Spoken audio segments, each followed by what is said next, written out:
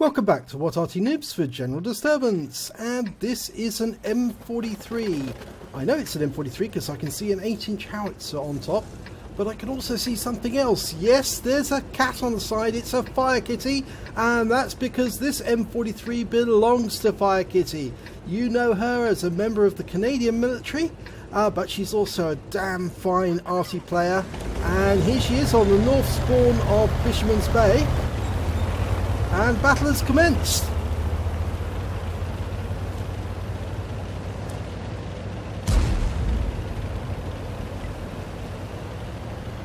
Now Firekitty combines her military job with that of also being a mother. She's got a beautiful little daughter. And I do hope she's teaching her how to play Arty, because if she does, she's going to grow up to be just like her mum and an expert.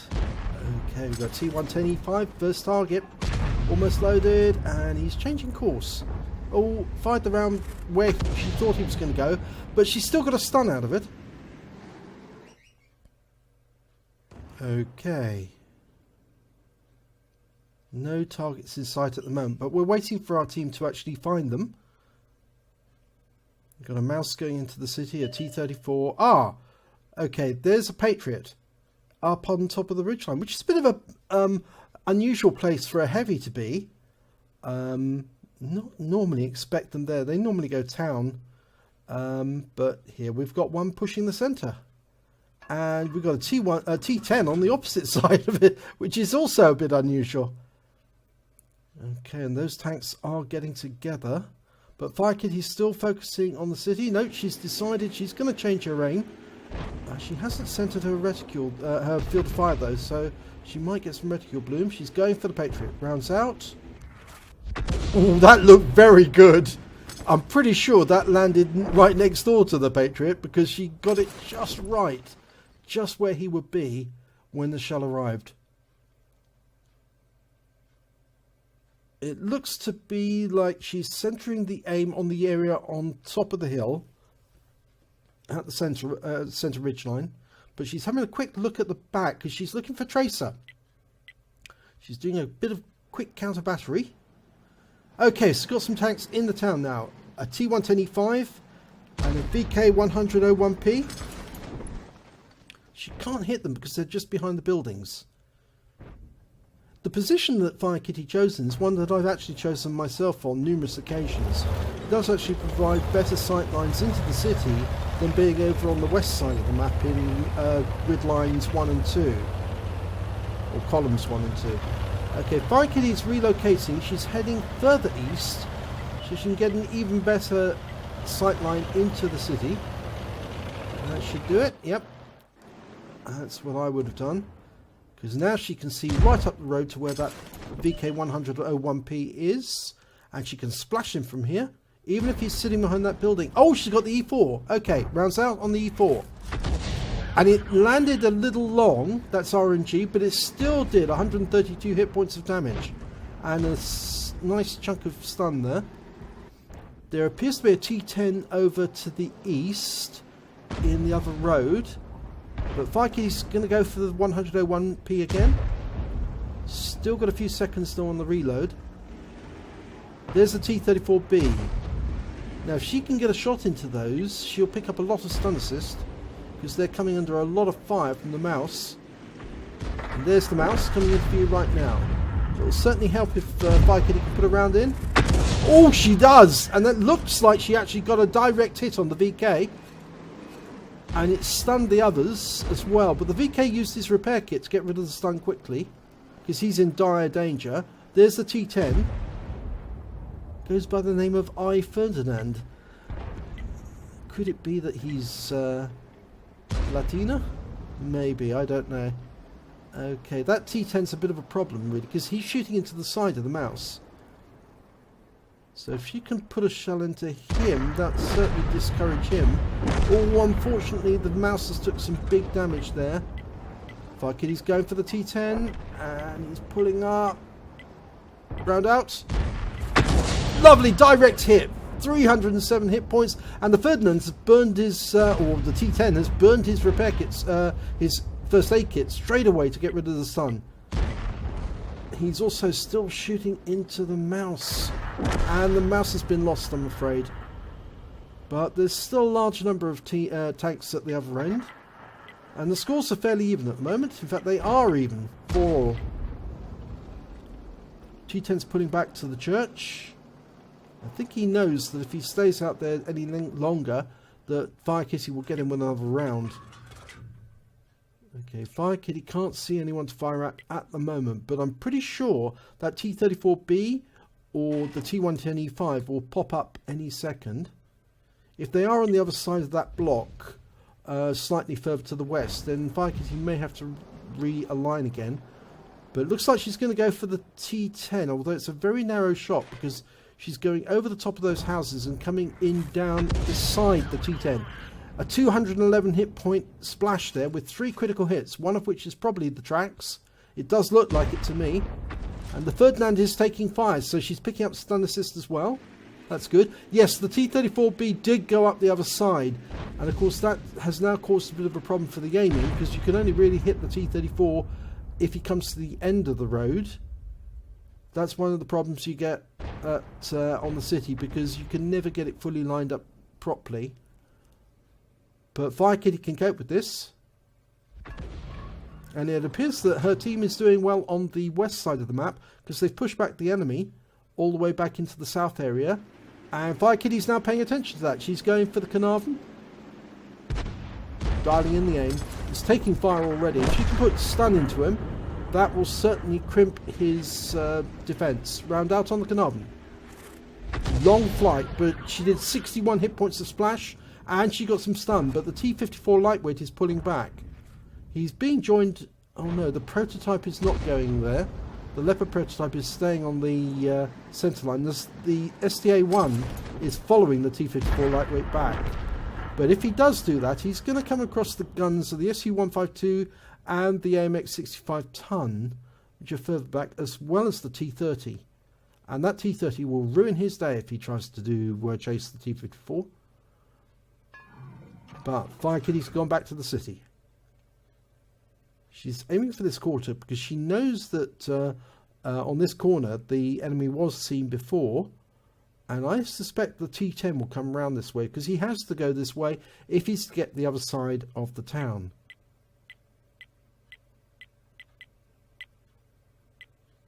Unfortunately, T-54 lightweight is abusively pinging the map again. I think he's trying to encourage the rest of his team to attack. Probably not a good idea at this point, because you did lose your attack force when you went up there the last time. Oh, and they just lost the ISU-152. There's the T-110E5. Oh, that's a kill shot. She splashed him. The shell landed, it appears to land right next door to the E5. But she took him out, and she badly damaged the T-34B at the same time. So she almost had a bombardier. And there's the T-34 gone. That was very good. In fact, she landed the shell right on the front quarter, the front left-hand quarter of that E5. Okay, the T-62 is pushing. There's only a 65 ton to defend, you see. Which again shows why the T-54 lightweight was wrong to try and encourage the rest of his team to attack. Right, Firekitty's going for the Carnarvon again. We can't see the Carnarvon, but I think he's still there. Yes! She killed him! Brilliant work! Excellent. Correctly judged that the Carnarvon would still be there. We've got a T-30 and the 65 ton defending, and that T-62A is trying to side scrape against them. He will only come off worse if he does that. It's a very silly move. He's a medium tank, and he's up against a tank destroyer and a heavy. Why would you side scrape against two vehicles like that? You're going to come off worse. But that's exactly what he's doing. I think he doesn't realise that he's actually in that much danger. Firekitty fires around it. It splashes him for 134, but he burns his first aid kit again to get rid of the stun. You can see where the crater is. It just landed slightly off on the left and to one side. Now, can Firekitty get another round in? She's certainly hit a lot of the enemy already. Now the T-62 is hiding behind that rock. That's a shot from the enemy Arty. And we've seen where the enemy Arty is now. He's been located, an M40, M43, and he's been taken out. That's good. So that stops the T-62A from getting any further fire support. And Firekitty's now loaded, so she can hit that T-62. She needs him to stay where he is at this moment. She can put a round directly on top of him. Round out. Oh, no, it went long. Actually, I think she is up against the ridgeline there. If we're not looking with battle assistant here at the moment. We're looking at overhead view, and it's difficult to see the ridgeline in overhead view.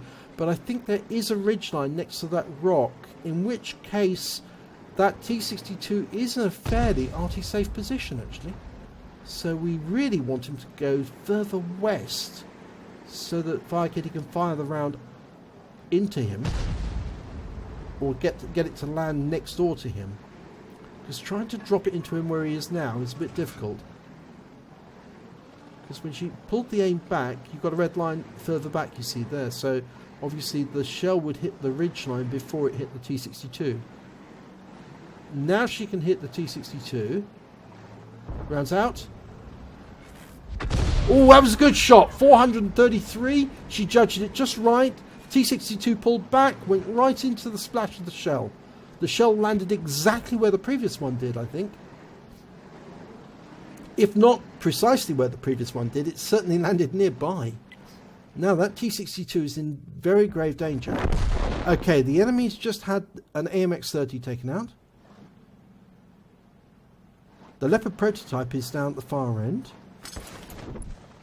Well, he's on the middle line. Sorry, I beg your pardon. Now he could come over and help the AMX-65 ton and the T-30. Get rid of that 62. Firekitty fires in another round.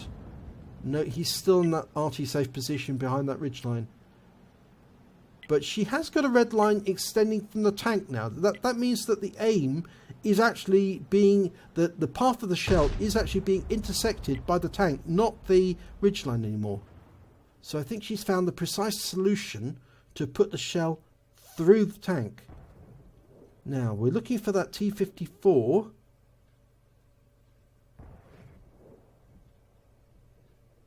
The Leopard is urging everybody to move up. I think actually he ought to get up there and remove the 62A before he starts moving up. Because the T-54 has actually just taken out the T-30. And unfortunately, T-62A has just... No, it was actually the STRV-103 who is on grid square G1. And he's just taken out, and Firekitty hits him.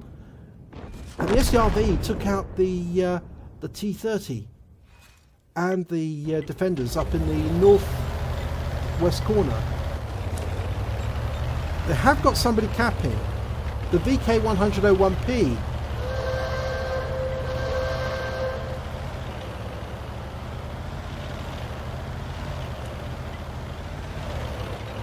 Okay, Firekitty's going over to hug this rock. Now the reason for that is that most enemy tanks wouldn't come over to the northeast corner of the map, or rarely do, because they're going to look for the Arty in the northwest corner. So the northeast corner is actually quite a good place to hide, because there's lots of buildings you can run between down in the city, in the town. She's aiming for the T-54E1, rounds out. Unfortunately it didn't pull forward. It is now! Oh, that's a kill shot! Wonderful! She splashed him to death. She fired the round behind the house, but the T-54 stopped, and then he moved forward right into the path of the shell. I think the shell landed just to his left.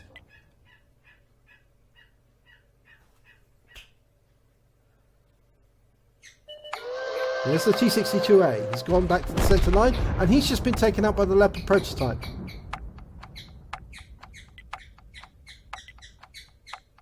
Okay, the clock's running. Less than a minute to go for the battle to end.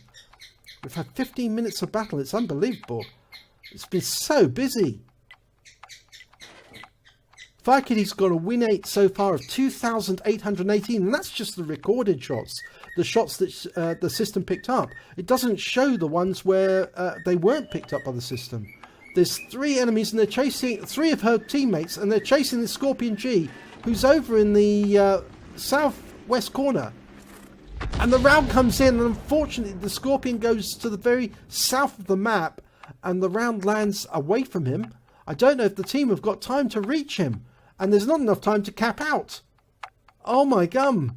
The Leopard probably won't get there in time. And that's it, the clock's run out. It's a draw. Oh my gum. All that work by Firekitty, and it comes to a draw. Oh, so sad. Let's have a look at the end of battle result. Well, it's an ace tanker for Firekitty in the M40, M43. She also picked up a bruiser medal for getting at least 5 critical hits. She got 20 in that battle. And she picked up a Confederate for hitting more of the enemy than anyone else on her team. And we can see that there. Just look at that sheer number of tanks that were struck. That's huge. And 3 kills in there as well. If we look at the team scores, well, she came second on damage with 3,085 hit points. She came second when it came to kills with 3. She was beaten by the Leopard prototype, who had 4. And when it came to base XP, well, Firekitty was top. She had 709 hit points in that battle. 709 hit points. Experience points, sorry, base XP. But sadly, it was a draw. It would have probably been a bit higher if it was a win. She fired 16 rounds, got 4 direct hits, 4 penetration, 14 splash hits. She did damage of 3,085 hit points, all at more than 300 meters. She hit 10 of the enemy. That's 2/3 of the enemy team were struck by her. And she got 3 kills out of it. She did stun assistance of 464 hit points or 15 stuns. So that means just one of her shots didn't cause a stun.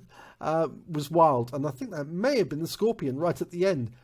On a premium account, she earned 35,590 credits, and because she got an epic medal, she gets an achievements award, or what we call courageous resistance, which equalizes her score with that of the winning team. So at least she's balanced up by an extra 5,038 credits, and after including the holiday ops bonus and after ammunition resupply, she still had 21,679 credits in total. She received 1,064 XP, and she also received the Courageous Resistance Award or Achievements Award here as well, and another Holiday Ops bonus, and she had a Personal Reserves bonus going as well, so she took away 3,852 experience points in total. Yep, so I absolutely agree with Firekitty. She absolutely pounded the enemy. She was hitting them everywhere. I mean, 2/3 of the enemy team were hit by her, so they must have all been cursing Arty on a regular basis. But it's such a shame that the other tanks couldn't find the Scorpion in time to deal with him. If the other tank had actually left the cap and ignored the cap and gone after that Scorpion G, I think they might have been able to get to him in time and dispose of him before the clock ran out. So if you enjoyed this replay, please give it a like and do subscribe to our channel, and hopefully your replay will be in our next video.